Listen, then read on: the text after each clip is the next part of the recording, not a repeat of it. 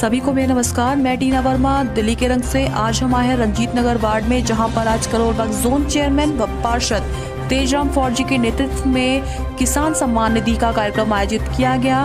कार्यक्रम में मुख्य अतिथि के तौर पर माननीय वित्त मंत्री निर्मला सीतारमण जी भी मौजूद रही, जिन्होंने आई हुई जनता को किसान बिल को लेकर संबोधित किया और साथ ही साथ अटल बिहारी जी की पुण्यतिथि के अवसर पर माननीय प्रधानमंत्री नरेंद्र मोदी जी द्वारा सभी को संबोधित किया गया। शिवानी लांबा जी, नमस्कार, आपका स्वागत है। आज जो प्रधानमंत्री नरेंद्र मोदी जी द्वारा किसान को संदेश दिया जाएगा, अटल संदेश, उसके बारे में आपको क्या कहना है? किसान जो हमारे देश का है वो आपको पता है वो अपने खेतों में है, और जो ये बाहर खड़े हैं वो किसान नहीं है जी। तो देश में दंगा फैलाए वो किसान हो ही नहीं सकते। हमारे किसानों के लिए मोदी जी ने इतनी योजनाएं शुरू की हैं, उसका फायदा उनको मिलेगा। किसानों को समझना होगा और कदम से कदम मिलाकर मोदी जी के साथ चलना होगा कि मोदी है तो मुमकिन है। एक पहला प्रधानमंत्री है जो देश के बारे में सोच रहा है, देश के हित के बारे में सोच रहा है। पहली बार ऐसा हुआ है, प्रधानमंत्री मोदी जी ने अटल जी के 96वें जन्मदिन के उपलक्ष्य में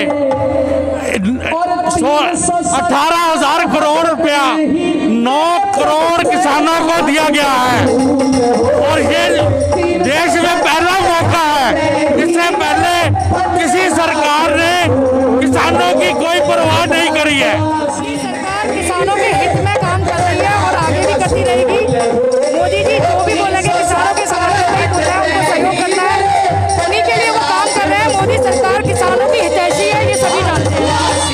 अटल जी ने हर समस्या को संवाद के द्वारा सुलझ किया था, वही चीजें मोदी जी भी हर समस्या के लिए संवाद के लिए तैयार हैं, और आज अपने संवाद से वो किसानों के समझाएंगे और बातें बताएंगे कि किसानों के हित की क्या बातें हैं और इस विधेयक में क्या अच्छी चीजें हैं।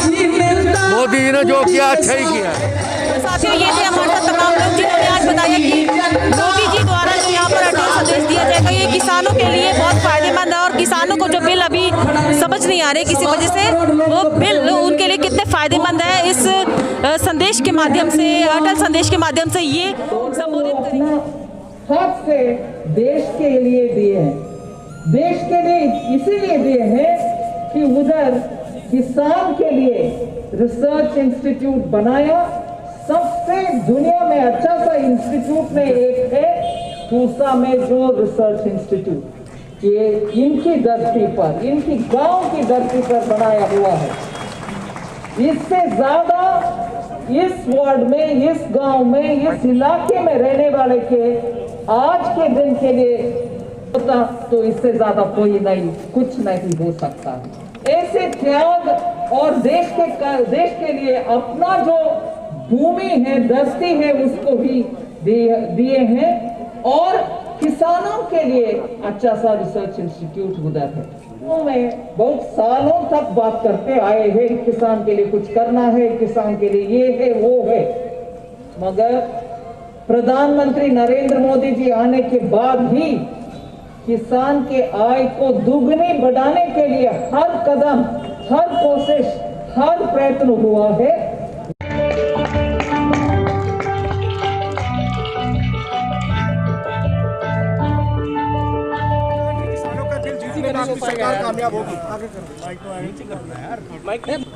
प्रधानमंत्री जी विस्तार से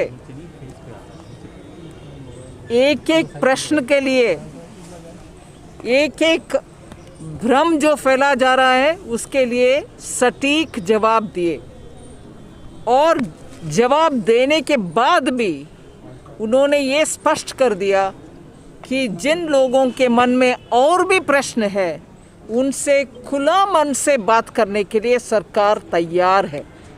इसमें राजनीतिक पक्ष हो, किसान भाई हो, सब सरकार से बात करने के लिए, जिनको भी लगता है उनसे बात करने के लिए सरकार तैयार है।